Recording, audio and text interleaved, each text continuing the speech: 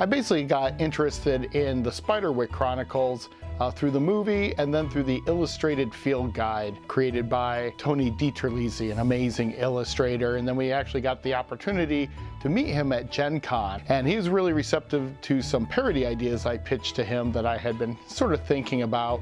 So I said, why don't we then hybridize it with Fantastic Beasts, which had just come out back then. And thus was born this weird hybrid movie, which we call Spiderwack. Yeah, I love the idea of just taking the notion that magical beings just transfer over and adapt with the times. Basically, we thought, well, this would be great. What if fairies and so forth and magical creatures had to adapt to urban sites and blight? And that's what we came up with, this idea that what would be normally a Tinkerbell looking fairy would actually be like a trash cup floating around and so forth. We borrow elements from Spiderwick. We borrow elements from Harry Potter and Fantastic Beasts. We borrow elements from just about everywhere, even from ourselves. On top of that, we took a metafictional approach to our old movies, such as Harvey Potter and the Ridiculous Premise, Dork of the Rings, The Throbbit, and Jurassic Park. So in 2017, we had a read-through of a first version of the script. A whole bunch of stalwart Richardson production actors were there, playing and reading for different characters. When they write a script, they put a lot of effort and a lot of research into it. I've asked them before how long it takes them to write a script, and it almost always is a few months because they do a lot of research. They're bringing in ideas from the movies that they're making a parody of, so it works. I love every joke. Like every time I see like one of your films, it's honestly like the spirit of Weird Al channeled into a movie, and it's like and every single joke I can be like, hey, I know that reference. I understood that one. That's awesome. So it's really fun working with the same people. The more movies we've made, and especially in this fantasy comedy genre, we like to work with the same stable of actors for the most part. So it's a really, you understand then why Tim Burton works with a lot of the same people, or Wes Anderson works with a lot of the same people. They know what they're getting into. We know what the actor can do. My character name is Jareth Grass, and he is someone who believes in the fantastical. He wants to believe in fairies and mythical beasts. He wants all of those things that you hear about in fairy stories. He wants those things to be real, and he's actively searching for them to be real. He has a knowledge of the internet and other social media, so he posts his theories online. I play Luma Lumpgood in Dr. Spiderwack's Mind-boggling Compendium of Fantastic Urban Beasts. Yes, I just did that. My character is a parody of Luna Lovegood from the Harry Potter series. She does have magical ability, however, it never quite goes the way she thinks it's going to go. It always goes the wrong way, gives her something she wasn't intending. And that kind of goes with the character. She's just got a very big heart, but just doesn't know how to execute things in a way that actually work. In the movie, I play Zoophilius, who I also played Zoophilius in Harvey Potter and the Ridiculous Premise. And he's the father of, or Loopy. So he's pretty much a wacko and has these crazy ideas about magic. Some of them can be true, a lot of them are not. This is now my third film with Paisley, and she's so much fun to work with because she just has so much energy, and she always is just so bright on set. I mean, she has this indomitable spirit that just nothing can get her down. You want her to jump off of a building while wearing nothing but a leotard and holding a plastic grocery bag. She'll 100% do it. Her goal, I think, is to help rescue her uncle, Scoot Newmander, and to do that, she is involved with Jareth in that quest to save his mother and her uncle against the evil Carnog. My name is Daniel Gray, and I play Scoot Newmander, the Newt Scamander equivalent. Instead of a suitcase full of beasts, I have a lunchbox full of beasts. It's a little smaller. I injected more of my personality into Scoot than I've tried to emulate Eddie. I feel like Scoot is a little more over the top. I play Karnoff, the lead villain in the film, and also the character that's the unicorn. So not a unicorn, but a unicorn. That's all I need to say about that. You'll get the idea once you see it. Well, Karnoff is sort of a, your stereotypical, I want to conquer the world type of villain. But specifically, he's after Dr. Spiderwack's book of magical beasts, so he can have this great influence and this great power that he feels has been taken from him. I just love Rodney because he can do villain very well. I mean, they've cast him in other roles where he wasn't a villain, but he does it really well. He kind of plays the smarmy schmuck really well. So I dispatched of his fishy-faced protectors, and you will be next. Wait, stop. Look, I swear, we don't have anything. Nothing. I've never worked with Rodney before, so that was really fun. He brought so much energy to Karnoff. Rodney Skiba has no, he never has a sense that he's doing too much, and so he always gives you the biggest performance you can imagine. And thank goodness, because I don't do this acting thing very often, and so I need as much help as possible. So when he's giving so much, it's like all the extra that he has, he gives it to you, and so you're able to use it.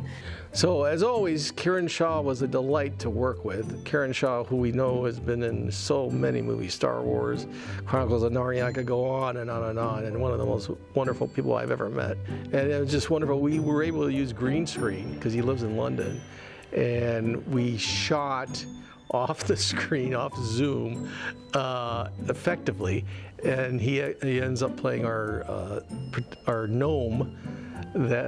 So we were able to cut out his face and use it on a puppet gnome. Many of the same people we worked with for, I'd say 20 years. That's heck, going on 30 years, really, in some cases. Some cases over 30 years of people I've continued to work with. And so we all know each other well. We know each other how we work. And that's always great. It's always great just seeing everybody, just getting that camaraderie going again. These people are, they're professionals, they're hardworking, and just so much fun. I consider them all family, to be honest.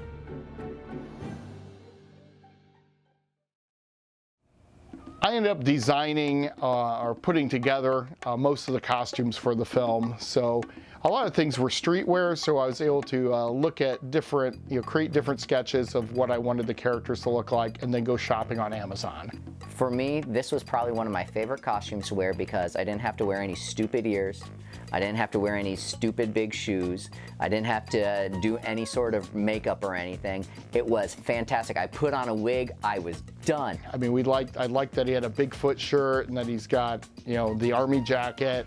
He also had the headband that stood out. It basically kind of had a little bit of a Corey Feldman from the Lost Boys kind of look, vampire hunter look.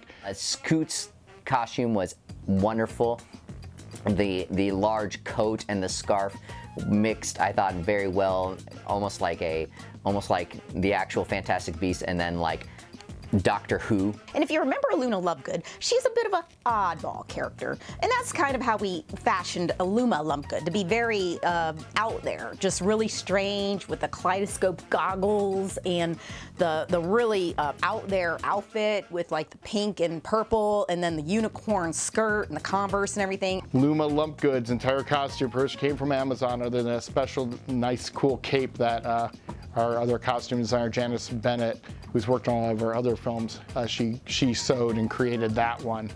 All the stuff for the costume for Karnoff was really cool. All the steampunky sort of bits and bobs that were designed specifically for that are really, really fun to look at. There's a lot of details in there, and it's really neat to just pour over bits of his costume to see what has been added. And lots of times Andy would tell me that, yeah, I'll say this thing was added here because it's supposed to do this. And it's just like, no one's going to know that except for you, Andy, but it's that extra little bit that just makes the whole thing seem a whole lot cooler.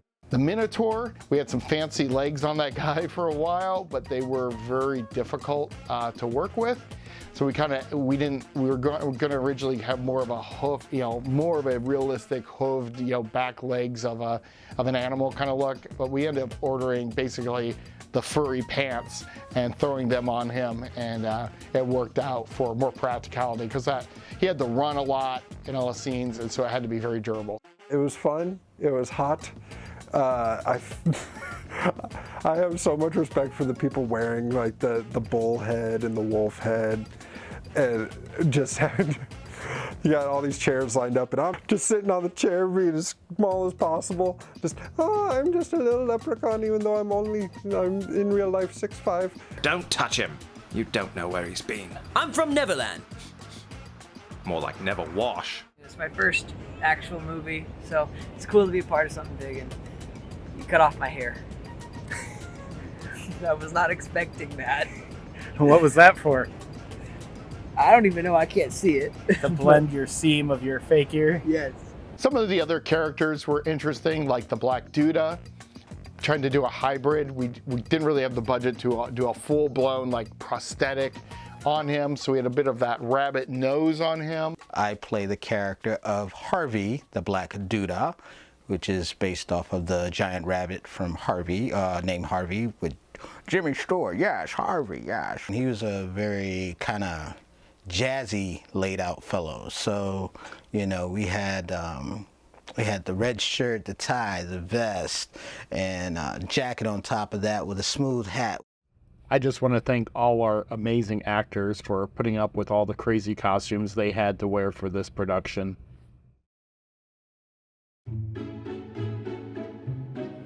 I've had a lot of experience on these things with Tim, and so this one was a little different because of the sheer amount of practical effects, especially with puppets. That was really, really enjoyable for me to work on set with so many different puppets and puppeteers and that sort of thing. I loved the troll puppet where Tim was actually inside the suit puppeteering the mouth with one hand, and he couldn't see anything at all, and he operated one arm this way. It was so much fun to see a creature like that, and it wasn't CGI or anything. It was real, it was practical. You could touch him. Some of the challenges to the internet troll were that, we are not the Jim Henson studio, obviously, though they've heavily inspired what we're doing with this film, that 80s kind of fantasy film feel, but on a micro budget. So I got an inflatable suit, and then we put the fur and the internet troll shirt over that. In order to avoid sculpting a head from scratch, I was able to find a mouth mover blue dragon mask that I thought looked pretty cool. Bought that, converted it into so it could be puppeteered this way, gave it hair, glasses, some other differences to it, added some ears, some horns, all kinds of stuff. With the dragon head coming out of this like Cookie Monster body, it was a two-person job because one person has to control one arm and then also the puppet head, and so there was someone behind controlling the right arm, I believe. And so that was interesting filmography. We had to like angle the camera so that you didn't see the person controlling the right hand. Scene 33, shot D, take one.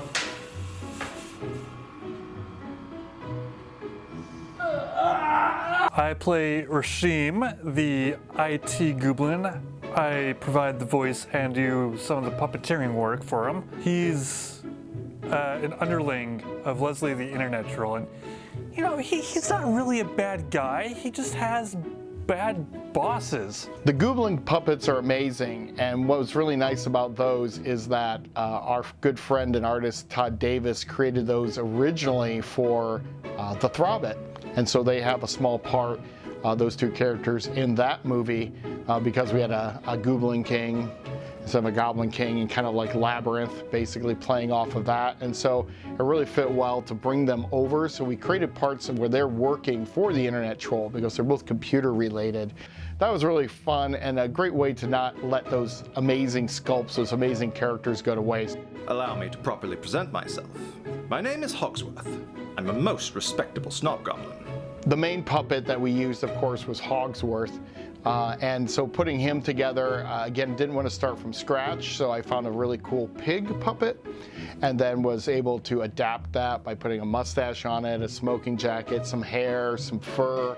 It was fantastic working with Lucas because he had that snide, like humor that he was able to bring to Hogsworth, and it was really, really great that way to just get those one-off quips. Hogsworth was a lot of fun to write because he's such a pompous, arrogant, self-assuming arse. Obviously, when you're trying to work with a puppeteer, when the puppet's supposed to be on you, that presented lots of challenges, especially since I am not the largest man on the planet, so and he's much taller than me. So he had to really duck down and get behind me. It doesn't make sense to get behind a small man that way, but he was able to do it very, very well. The beatbox troll was really cool. Was able to create that out of a few different things based off of the box trolls, in a sense. So, and then giving him the troll doll hair, and the voice was provided by our cinematographer Eddie Bebian, who does beatboxing. What's up, dude? That's cool. So we also had a scapegoat puppet dressed with in the old with stripes as if they just escaped from a jail. Just the name was such a terrific pun. I grew up watching all the Muppet movies and all the Jim Henson stuff, and so getting to work with puppets and interacting with the puppet, not the puppeteer, was awesome. It's like the little kid in me was really, really happy at that moment.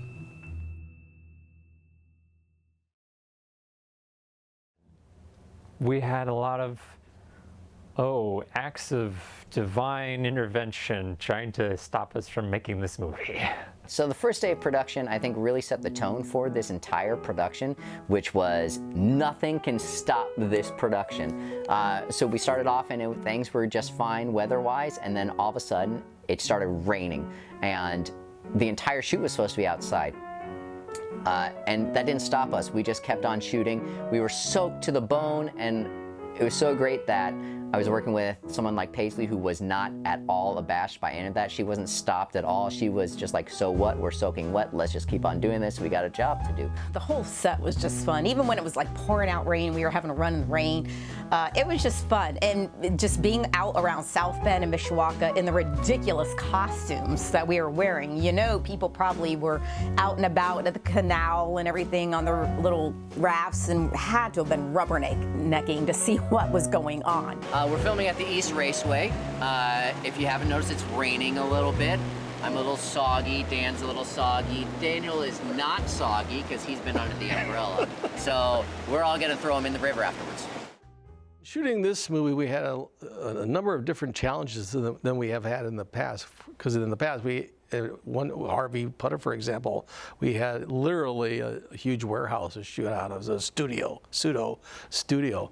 But in this one, we were actually out in the streets, and we had things like, for example, in one case, we had a person being chased by the police who was grinning insanely as he ran by us, and then suddenly followed by a policeman on a motorcycle, and the guy literally had a gun, but we didn't see that at the time. They were just shooting all of this.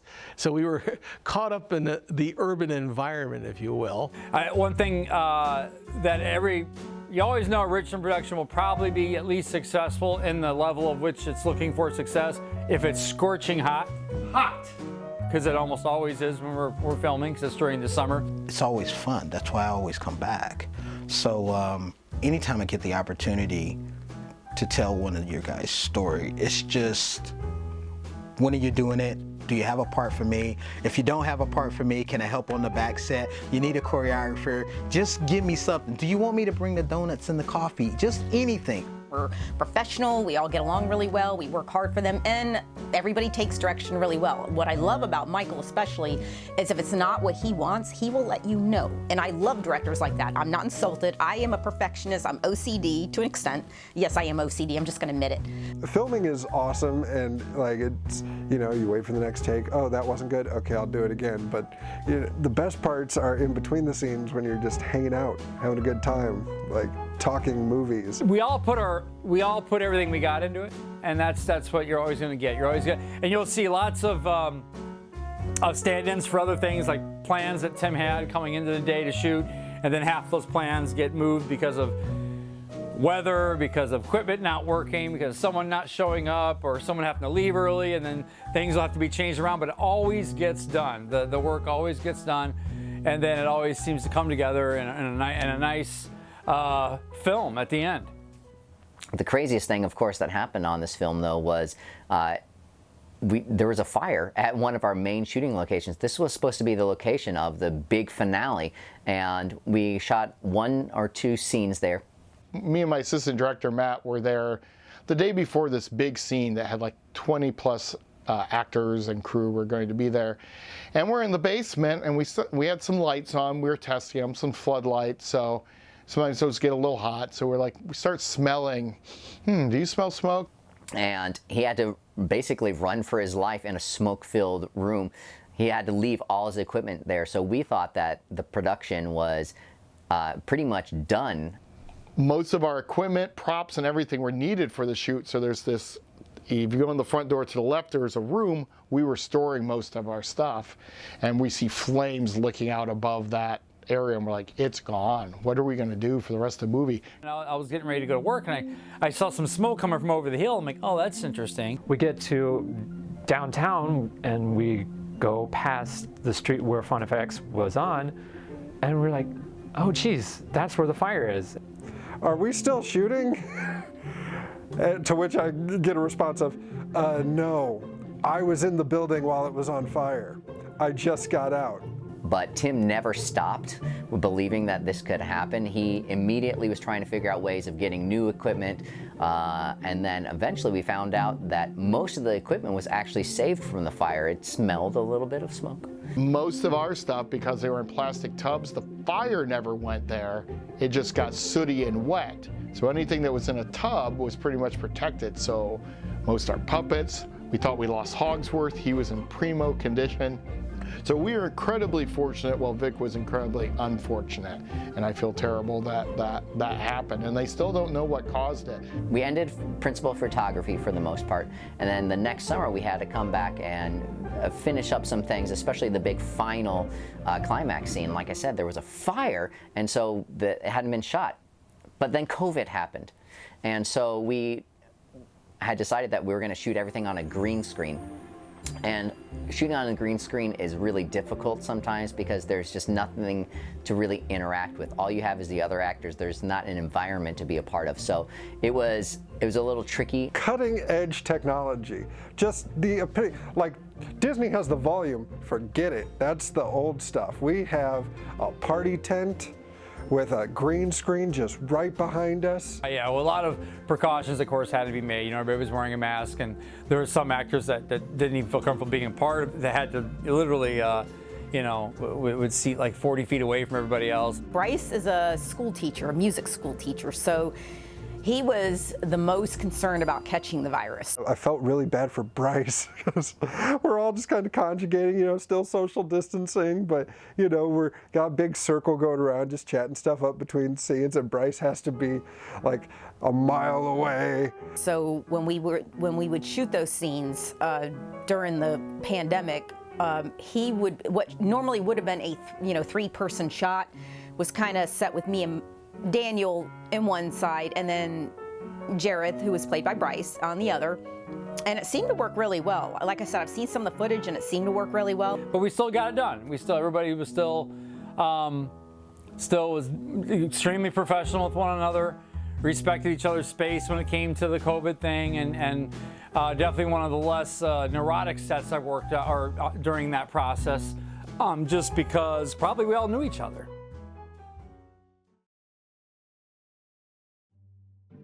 Since I've been working with Tim for so long, the thing that I've noticed about this is just the technology has come along so far that it makes our tiny little movies seem so much bigger. So Dork of the Rings was really our first big visual effects film where half the film was shot on a giant green screen and then brought in a lot of people to help me with visual effects. So I'd learned a lot over those years, so I just personally did most of the visual effects for the film. It's pretty amazing. It is, and it works. So I think almost more of the production with a low budget because it looks kind of, it doesn't. It's still going to be fixed to some degree, but it'll still look a little bit low budget, which I think is part of the charm. We leaned into that fantasy film look of the '80s. We had a lot of like pinkish reds and blues in especially the Karnoff scenes, the troll, anything that was taking place in the warehouse. We were very fortunate to have my good friend Michael Nichol, who lives in Cyprus. So he's a Greek Cypriot, and I've been an admirer of his films. In fact, I met him because he's a big Spiderwick film fan and book fan, and he had been making his own fan films of Spiderwick when he was like 15. So he did the fairy tale, basically, sequence that Luma Lumpgood is reading. Shoeplex for an old woman and her many offspring. Through my media class, I was asked by Tim, who needed sort of a favor, and so I became involved in the sound production. That means that essentially for every scene individually, I chopped and placed and edited and put effects on whatever audio was underneath that scene. You know what? Fair is fair, so why don't you just hand over that pot of gold, Lippy?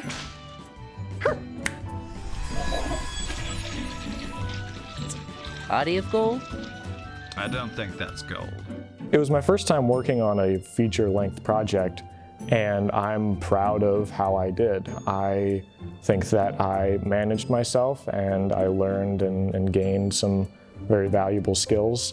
Yeah, ADR, which I think of as audio dialogue replacement, or it's after the film is shot, and there's specific parts within it that maybe the dialogue doesn't quite match up with or maybe the volume's not quite right, or there's something off about it. You have a mic in front and you're basically watching the scene and then matching that emotion and that tone and that manner of speaking to match the character on the screen. Go ahead and run.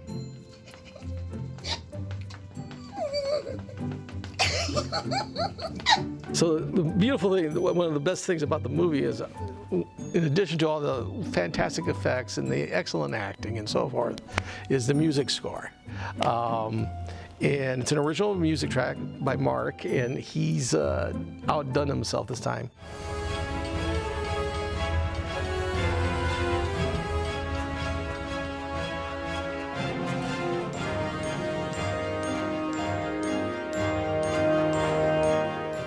And we've used him before, and he's been always wonderful, but this one's going to be terrific. I see many, many albums selling.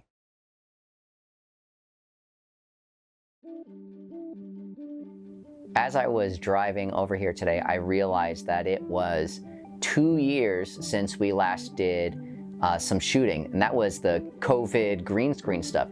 Principal photography was a year before that. So for some reason, though, this doesn't seem like it's taking an eternity to get made. I don't know why. I don't know what's so different about this film, but it's cool to see the progress happening. We come together, we make this funny thing that everyone, well, we want everyone to come and see it. We want people to know that we exist. And I mean, we perform for friends and family more or less, but this is something that we can share with all the nerds, all the people who are like into kind of stuff like this. Do you want to laugh? Do you need a good laugh? We all need a good laugh. Go see the movie. We don't mind looking stupid if it makes you smile and takes you away from something miserable just for a couple of hours. Can't wait for people to see this. It's made with so much love and so much just attention to detail and just a tribute to everything that we're poking a stick at. Yes, support your local filmmakers. They are doing a lot of things that are just as amazing as the big budgets, except they just don't have the same money backing it and the same sort of promotion helping it out. So if there is a local film festival or anything like that, you should go check those out, because there's lots of hidden gems that just won't see the light of day unless you physically go there and you make the chance to make it happen, to make it be seen.